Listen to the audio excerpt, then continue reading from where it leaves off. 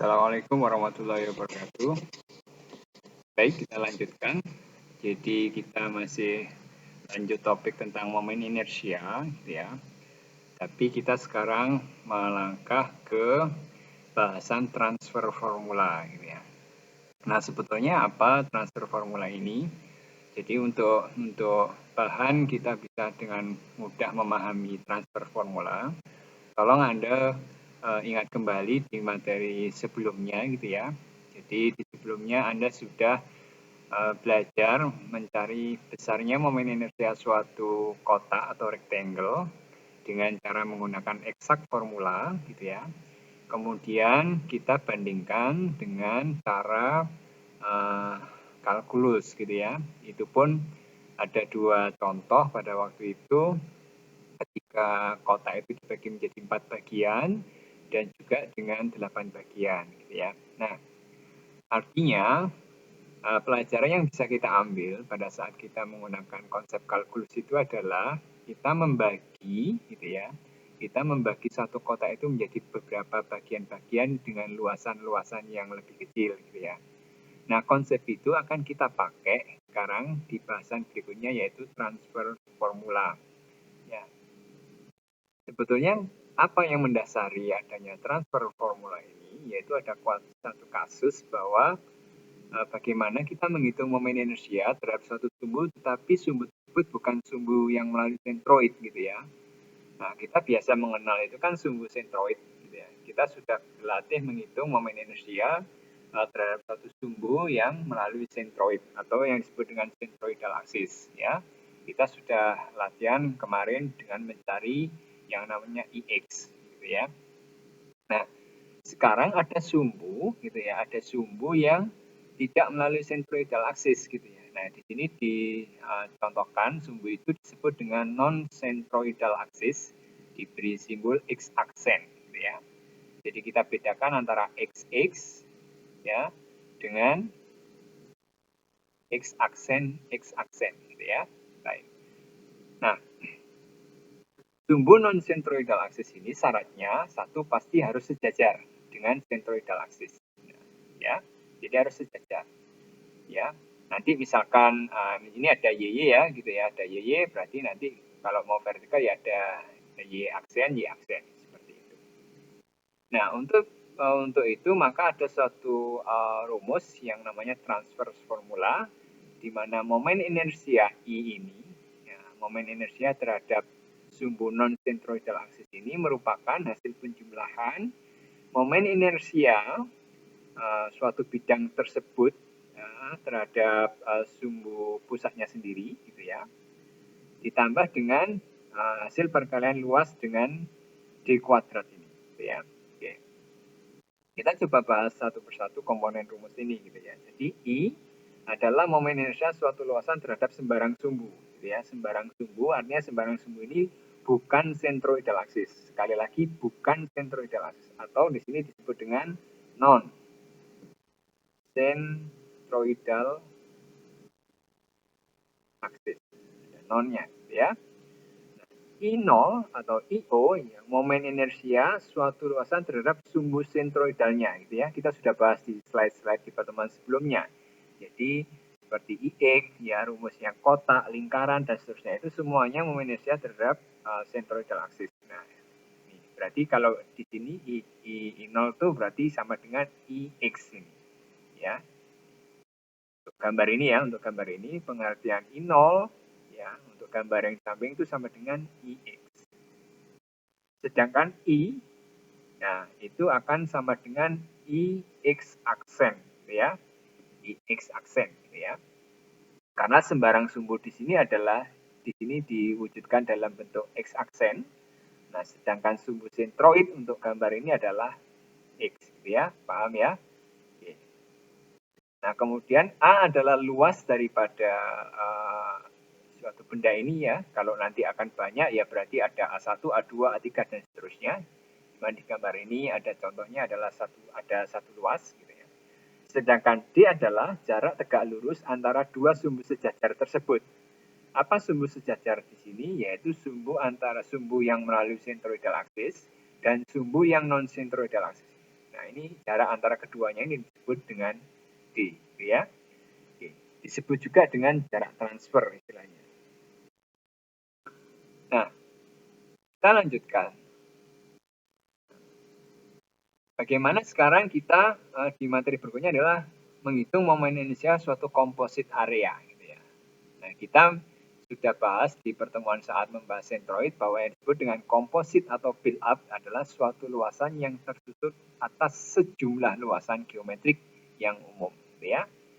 Jadi bentuk-bentuk sederhana. Misalkan ini saya kasih contoh yang apa sih? Nah, ini misalkan ada bentuk seperti ini.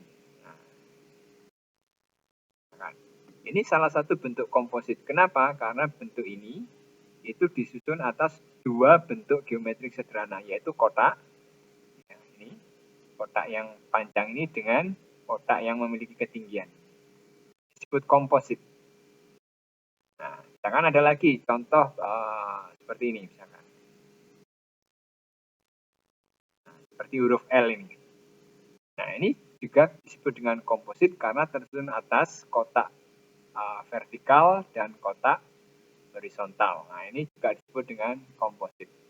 Ya, satu contoh lagi misalkan ada seperti profil kanal C. Nah, seperti ini. Nah, ini disebut komposit area karena tersusun atas tiga. Nah, ada kotak horizontal di atas, ada kotak vertikal begini, dan ada kotak horizontal yang di bawah. Nah, inilah disebut dengan komposit. Nah, sekarang bagaimana caranya menghitung momen inersianya? Nah, itu kita terapkan yang namanya transfer formula tadi. Ya, transfer formula di slide sebelumnya tadi. Nah, jadi kita gunakan transfer formula ini untuk menghitung momen inersia suatu composite area. Nah, di sini nanti di composite area itu berarti akan ada centroidal axis dan ada istilah non-centroidal axis. Nah, kita akan pelajari. Ya. Langkah-langkahnya ada 5. Di sini yang pertama, nanti kita akan kasih contoh. Yang pertama, bagi menjadi beberapa komponen dari bentuk sederhana. Misalkan tadi ya, kita kasih contoh yang bentuk awalnya seperti ini, gitu ya. Nah, seperti huruf T ini, berarti kita bagi menjadi 2 komponen. Bentuk kotak, bentuk sederhananya dalam bentuk kotak. Nah, di sini misalkan nanti ada A1, nah di sini akan ada A2, itu maksudnya. Kemudian tentukan lokasi centroid. Nah, dari komposit area ini. Nah, ini tolong buka materi 9 gitu ya, bagaimana mencari centroid gitu ya. Jadi nanti akan muncul seperti ini kira-kira. Nah, ada X bar, Y bar gitu ya, seperti di materi yang ke-9. Kemudian tentukan jarak transfernya.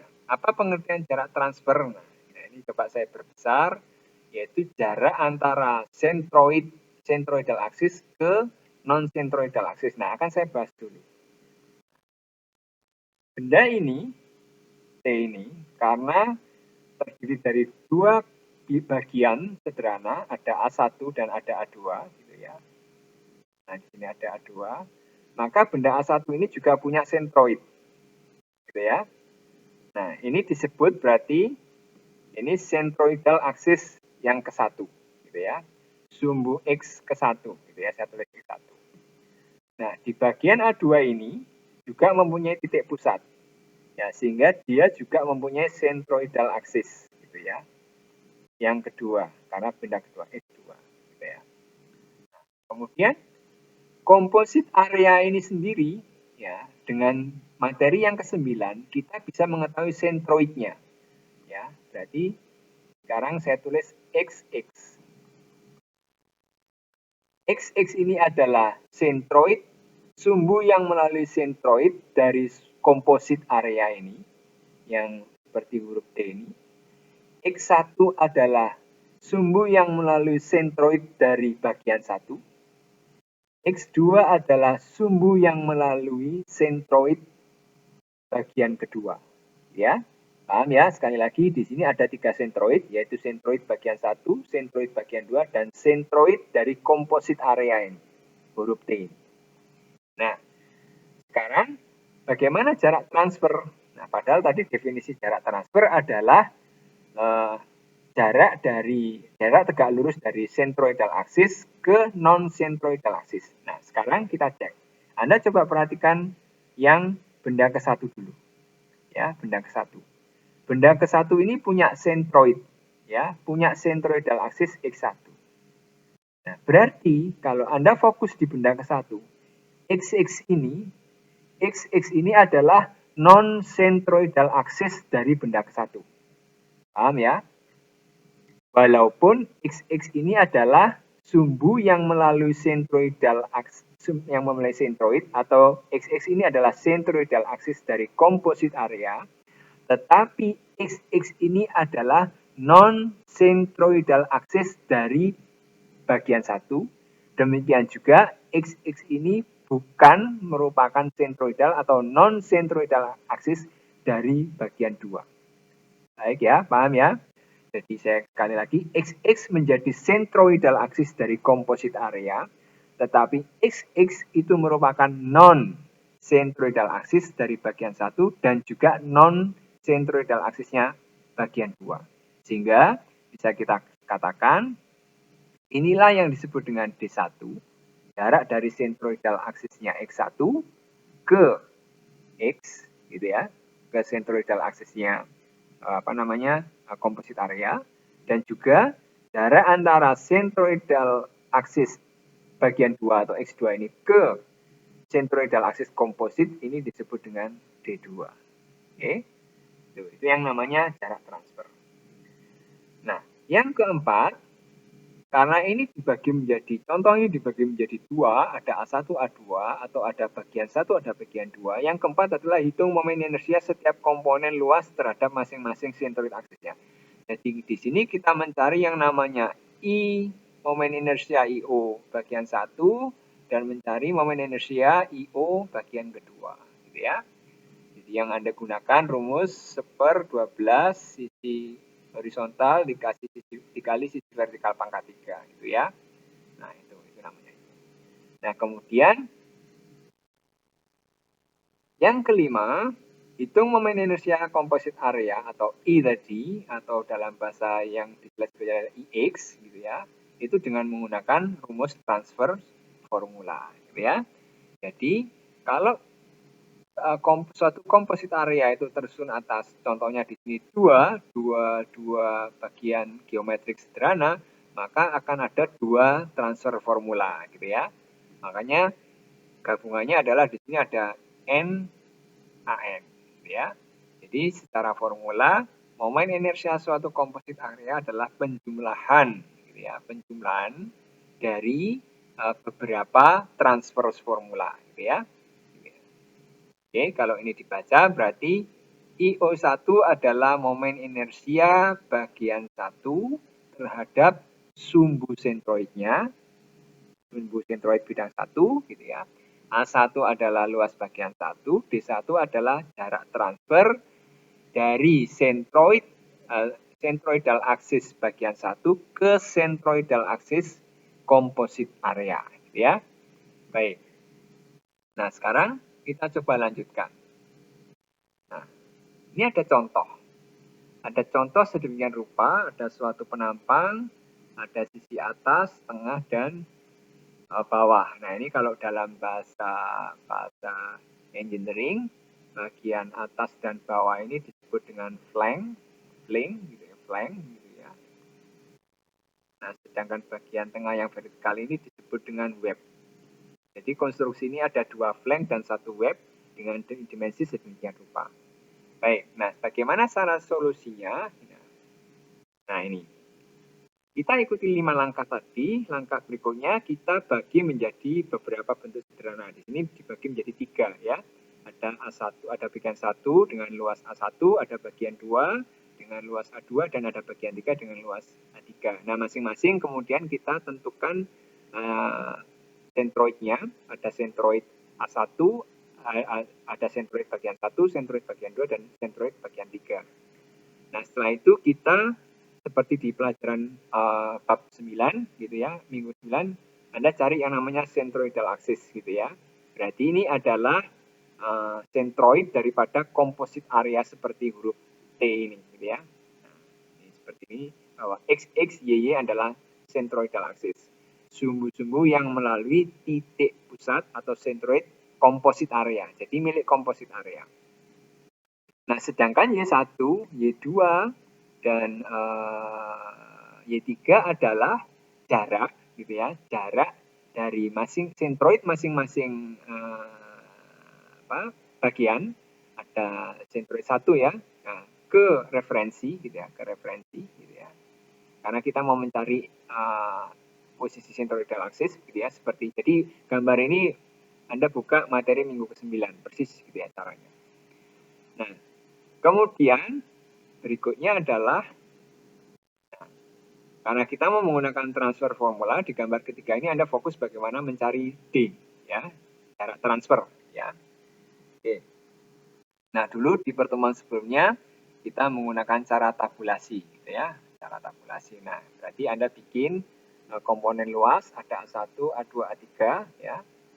Di sini kita cek menghitung luasnya. Nah, menghitung luas seperti sudah kita ajarkan di slide di materi sebelumnya, Anda harus ikuti prosedurnya, yaitu sisi horizontal dikalikan sisi vertikal. Berarti bagian satu adalah ini 6 kali 1, ketemu 6 inch kuadrat.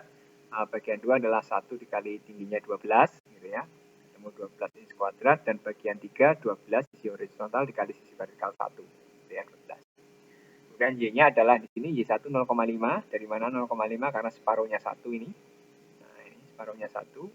Kemudian Y2 adalah 1 plus 12 per 2. Artinya apa? 1 ini adalah merupakan tinggi daripada bagian 1, gitu ya. Karena kita ngitungnya dari referensi aksis ini, nolnya di sini. Ini nolnya.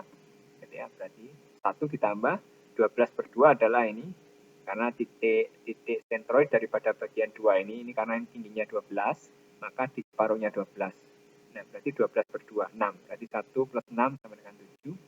Dengan yang cara yang sama, Anda bisa mendapatkan jarak centroid yang bagian 3 ke referensi aksis ke nolnya. 1 tinggi daripada bagian 1, 12 tinggi bagian yang kedua, ditambah 1 per 2, gitu ya. Jadi separuhnya tinggi 1. Ketemulah 13,5.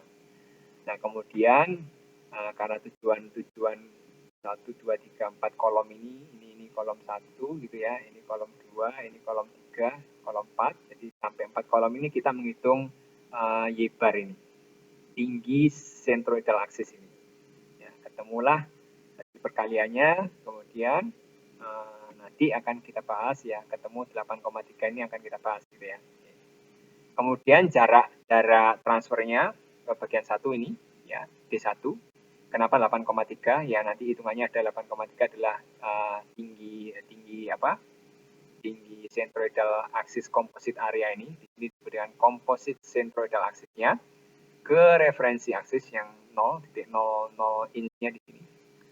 8,3 dikurangi, nah ini, kurangi Y1. Nah, ini kan Y1. Y1-nya 0,5. Y1-nya 0,5. Ya, ketemulah 7,8. Anda bisa cek nanti. Kemudian Y2 berarti jarak antara composite centroidal axis ini ke centroidal axisnya bagian 2. Nah, berarti 8,3 dikurangi. Nah, ini berarti tadi tingginya berapa? Y2. Y2 kan 7, gitu ya. Y2 7. Nah, ini kan tingginya ke bawah ini kan tadi Y2. Nah, 8,3 dikurangi 7 ketemulah 1,3. Nah, sedangkan yang terakhir hati-hati karena posisinya di atas, gitu ya. Ya, ini hanya permainan matematik ketinggian sederhana saja. 14 adalah tinggi keseluruhan struktur ini, gitu ya. Kemudian dikurangi lagi dengan setengah, ini adalah separuh daripada tinggi bagian yang ketiga, dikurangi 8,3 adalah jarak composite centroidal axis ke 0, gitu ya. Nah, akan ketemu D3 besarnya 5,2. Kemudian ini buat kolom untuk penerapan transfer formula, gitu ya, AD kuadrat. Nah, tinggal mengalihkan saja. Nah, yang kolom terakhir I0 akan dibahas slide berikutnya. Jadi seperti itu ya. Jadi untuk menyelesaikan, pertama bagi beberapa menjadi beberapa bagian sederhana. Di sini contohnya ada 3. kemudian cari Y-nya untuk mencari centroidal axis, kemudian langkah berikutnya adalah gambar lagi dengan kurang lebih gambar yang sama, tetapi untuk fokus ke D, gitu ya. Nah, untuk D. Baik, jadi Anda buat tabel seperti ini, gitu ya, untuk mendeskripsikan transfer formulanya. Nah, berikutnya di pembahasan yang terakhir, nah ini, jadi tadi bagaimana mencari centroidnya dari komposit area tadi ketemu 8,3 ini, ya ini caranya. Kita sudah bahas di materi 9, yaitu dengan membagi ini istilahnya A kali Y disebut first moment tadi. Ini disebut dengan first moment, ya, first, gitu ya. Ya, tadi kan ada istilah second moment dan first moment, gitu ya. Ini namanya first moment. Ya, 249 dibagi 30 ketemu 8,3 in. Nah, ini sudah ketemu. Nah, kemudian ini contoh bagaimana mencari momen inersia masing-masing bagian terhadap masing-masing sumbu sentroidnya. Gitu ya. Nah, jadi Anda fokus di sini saja. Misalkan A1 ya fokus di sini saja, nggak usah lihat yang lain. Gitu ya. Berarti I01 sama dengan sisi horizontal 6 dikali sisi vertikal 1 pangkat 3. Ini maaf ya, ini pangkat 3, sorry. Ini semua salah, ini pangkat 3 gitu ya. Ini pangkat 3. Nah, kemudian nanti akan saya betulkan yang versi PDF ya. Jadi ini pangkat 3 hasilnya, tapi hitung-hitungan sudah benar. Nah, jadi di sini ketemunya momen inersia bagian 1 terhadap sumbunya sendiri itu 0,5 in pangkat 4. Besarnya momen inersia bagian 2 terhadap sumbunya dia sendiri ketemu 144. Ya. Jadi ini ngeceknya sisi horizontal 1 ini 1. Sisi vertikalnya ini tinggi bagian 2 adalah 12. Jadi 12 pangkat 3. Dan momen inersia bagian 3 terhadap sumbunya dia sendiri ketemulah 1 in pangkat 4. Nah, sehingga ini semua di sigma. Ya. Jadi Anda bikin D, bikin AD kuadrat, dan ini nilai-nilai 0,5 tadi ditabulasi di sini. Ya, 144 juga ditabulasi di sini, dan 1,0 ditabulasi di sini. Jadi, dua kolom terakhir ini digunakan untuk aplikasi transfer formula ini. Ya.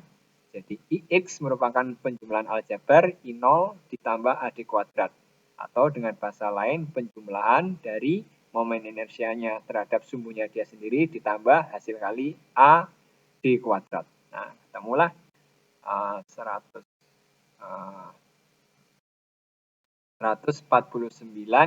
ditambah, nah ini maaf ini salah ya, ditambah 709,8. Oke, nanti yang di PDF saya akan koreksi, gitu ya. Jadi 145 ditambah 709,8. Gitu ya. 45 adalah I0. Nah, ini dicek saja kan 144 ini ya, tambah 1 145,5, kemudian di sini adalah 709,8. Baik. Oke. Jadi nanti akan saya koreksi yang di PDF, ini pangkat 3 harusnya ya, bukan pangkat 2, tapi hasil hitungannya sudah benar, dan ini adalah 709 gitu ya. Baik, itu materi tentang momen inersia. Nah, yang terakhir ini akan saya berikan contoh. Sebetulnya itu semua ada untuk apa gitu ya. Nah, di pasaran atau standar seperti American Institute of Steel Construction sudah membuat bentuk-bentuk section sedemikian rupa gitu ya. Atau bahasa lain disebut dengan economic section gitu ya. Economic section gitu ya. Kenapa disebut ekonomi? Karena memang dari sisi berat akan lebih ringan tapi memiliki kekuatan yang sama. Nah, apa yang sudah kita pelajari semua bagaimana? Jadi di sini tolong Anda baca ya. Ini bentuk WX, ini ada sumbu XX dan sumbu YY yang sudah kita pelajari. Berarti XX dan YY ini adalah centroidal axis. Gitu ya. Ini adalah centroidal axis. Nah, ini semua sudah ada nilainya. Lebarnya flank BF ini adalah lebar flank. Gitu ya. Di sini kemudian ada TW, berarti tebal web. Ya, web thickness. Nah, kita sudah pelajari bahwa sisi ini disebut dengan web, yang atas bawah tadi sudah disebut dengan flank. Ya. Semua sudah ada nilainya. Ya. Nah, rumus IX-nya ini. Berarti ini adalah membacanya adalah untuk profil W40 kali 268, ini satuan US gitu ya. Besarnya momen inersia terhadap sumbu XX atau sumbu komposit areanya adalah 21500 Ins pangkat 4. Sedangkan IY-nya adalah 1320. Nah, pada saat membahas stres nanti kita akan jelaskan kapan kita menggunakan IX dan I. Ya, untuk SX, RX, R itu jari-jari girasi, ya seperti di tabel sebelumnya ya, tentang bentuk-bentuk sederhana sudah ada, tapi X, S atau modulus penampang belum kita bahas, nanti dibahas saat stres gitu ya. Nah, ini contoh-contoh cara membaca. Jadi informasinya di sini adalah nama pasarannya, kolom pertama adalah nama pasarannya, kemudian luasnya, D ini berarti ketinggiannya, ini ada D ini ya, hati-hati. Kemudian TW adalah tebal web, BF ini adalah lebar flank, TF adalah tebal flank, IX adalah momen inersia terhadap sumbu X, Y adalah momen inersia terhadap sumbu Y. Nah, di slide ini silakan baca sendiri, ada bentuk W-shape, gitu ya, ini lanjutannya. Sedangkan ini W-shape tetapi satuan SI, gitu ya. Ini satuan SI, hati-hati, gitu ya, ini satuan SI. Tapi kurang lebih informasinya adalah sama, cuman pengkodean namanya, destinasinya juga berbeda. Kemudian ada bentuk, nah ini pipa gitu ya, berarti pipa seperti bentuk hollow pipe, hollow circle ya, kita sudah belajar gitu ya. Seperti itu, punya luas, punya momen inersia, karena pipa berarti IX dan IY-nya sama gitu ya, makanya di sini ditulis I saja gitu ya. Oke, Anda bisa buka itu, kemudian ini kanal atau channel gitu ya. Jadi ada yang satuan US dan ada satuan SI gitu ya. Jadi informasi-informasi tersebut, nah disinilah juga akan bisa dilihat ya bahwa karena ini bentuknya menjadi tidak simetri dari arah horizontal, maka nah YY-nya itu ada sedikit di samping. Nah, ini contoh-contoh nanti bisa kita gunakan penerapan pembahasan tadi. Ada centroidal axis, ada non centroidal axis gitu ya. Oke, silakan baca, informasinya sama. Kemudian ini ada siku, profil angel ini siku ya, dalam bahasa Indonesia profil siku. Siku itu ada dua macam, ada siku yang kakinya sama, ada yang tidak sama gitu ya. Nah, baik itu materi kita tentang momen inersia. Jadi ada dua materi yang sudah kita bahas, cukup panjang memang, tolong dipelajari karena sebenarnya secara matematik tidak sulit, tetapi butuh pemahaman terutama masalah sumbu-sumbu. Baik itu sekian dari saya, tolong dipelajari dan semoga bisa segera dipahami. Terima kasih. Assalamualaikum warahmatullahi wabarakatuh.